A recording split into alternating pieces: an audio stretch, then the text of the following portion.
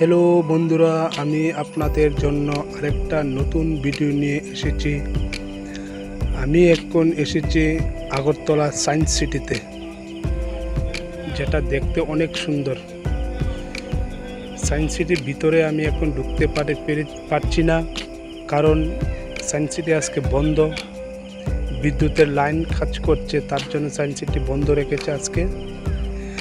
তার জন্য আমি দূর থেকে একটু ভিডিও করে আপনাদেরকে সায়েন্স সিটিটা দেখাচ্ছি।